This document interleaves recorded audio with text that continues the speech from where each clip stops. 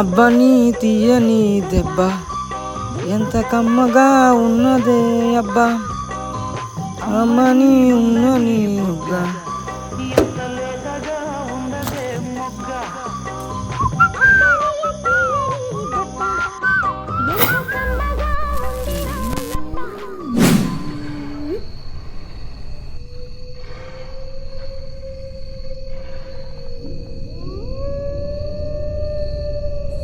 వెలుగు వెలుగులో కంటికి అంతా కనబడుతుంది, కానీ అది వెలుగు కాదు, దర్శనం.